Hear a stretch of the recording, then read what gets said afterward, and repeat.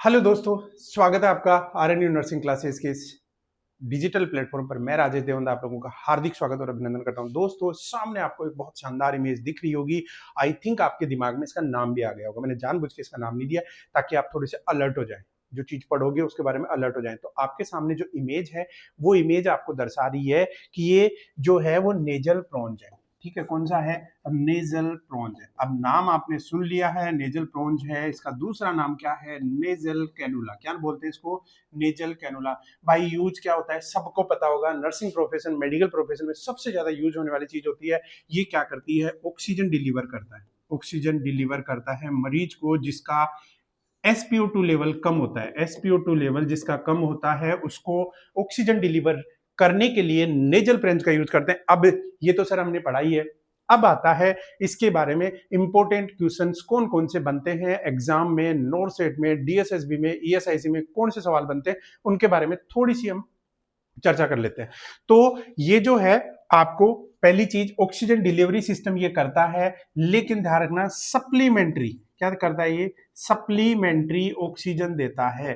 Supplementary oxygen देता है का मतलब क्या हुआ कि ये पेशेंट के नोस्ट्रिल्स जो है, नाक जो है उसमें डाल दिया जाता है, बाहर की एनवायरमेंटल एयर भी लेता रहता है, उसी के साथ साथ में प्योर जो एयर है वो एयर भी इसमें डिलीवर करवाई जाती है। सर ये तो हो गया कि इसका कहाँ पे यूज करेंगे, कौन से मरीज को हम नेजल प्रोन्ज मेनली यूज करते हैं। तो बच्चों ध्यान रखो, हमेशा ऑक्सीजन डिलीवरी जो है, लो ऑक्सीजन डिलीवरी जो होती है वो एक ही पेशेंट को जरूरत होती है, वो होता है COPD। COPD मेरे बच्चे, यदि कोई जिनको COPD की फुल फॉर्म नहीं आती है, क्योंकि ये भी क्वेश्चन पूछा जाता है, क्रोनिक ऑब्स्ट्रक्टिव पल्मोनरी डिजीज। जी हाँ दोस्तों, जिनका एयरवे नैरोविंग हो जाता है, क्रोनिक टाइम से उनको सांस लेने में दिक्कत होती है, जो पंप का यूज करते हैं, वो होता है COPD। ठीक है, ये COPD मेनली एलर्जिक टाइप की होती है, एलर्जी की वजह से होता है COPD। क्लियर है? तो COPD के अंदर लो लेवल ऑक्सीजन की जरूरत पड़ती है। लो लेवल ऑक्सीजन की जरूरत पड़ती है तो वहां पे हम यूज करते हैं नेजल प्रोन्ज। सर कितनी ऑक्सीजन देता है ये? O2 जो है वो कितनी देता है?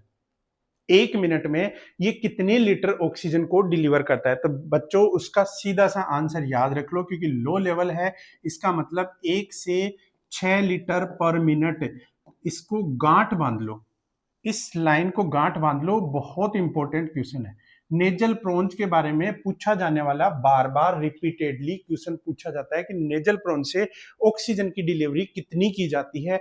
1 से 6 लीटर। इसी के साथ में एक और सेकंड जो इंपॉर्टेंट पॉइंट है, बहुत इंपॉर्टेंट पॉइंट है, सर कितनी परसेंट ऑक्सीजन जो है वो डिलीवरी करता है? तो वो आता है आपका 25 से 45% ऑक्सीजन जो है वो बॉडी के अंदर डिलीवर करता है।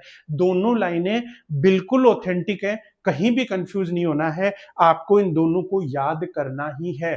किस में यूज होता है? COPD में यूज होता है। कितना लीटर पर मिनट जाता है? 1 से 6 लीटर पर मिनट जाता है और 25 से 45% ऑक्सीजन की डिलीवरी करता है। अब देखो ये जो है क्यों यूज करते हैं? सबसे कन्वीनियंट है, ये सबसे अच्छा यदि ऑक्सीजन डिलीवरी सिस्टम है ना, वो नेजल कैनुला होता है। इसमें कैसे देते हैं? एक चीज आपको ये देखें कि कौन सी चीज ध्यान रखना है। तो जब भी आप नेजल प्रोन्ज यूज करो तो ह्यूमिडिफायर जरूर यूज करें। ह्यूमिडिफायर जरूर यूज करें, क्योंकि पेशेंट को इस ड्राई एयर से क्या हो सकता है?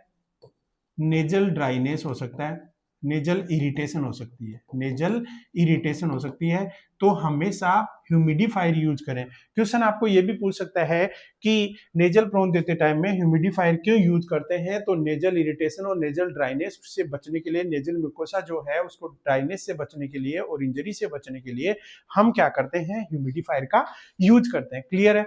अब इसके साथ में आता है कि ये जो नेजल प्रोन्स है ये सबसे ज्यादा क्यों यूज होता है? क्योंकि इसके लगाने के बाद में मरीज कंफर्टेबली मुंह से बात भी कर सकता है, खाना भी खा सकता है।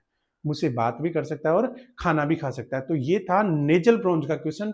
ये 2-3 क्वेश्चन इसमें से बहुत इंपॉर्टेंट है। छोटा सा वीडियो था, ऐसे ही वीडियो आपको बार बार मिलते रहेंगे हर एक इंस्ट्रूमेंट के बारे में। तो वीडियो को लाइक जरूर करें, क्योंकि एक लाइक की वजह से मेरा मोटिवेशन बढ़ता है और मैं आपके लिए लेके आऊंगा बहुत ही अच्छे अच्छे वीडियो। तो मिलते हैं नेक्स्ट वीडियो में, तब तक के लिए आप सभी का थैंक यू सो मच।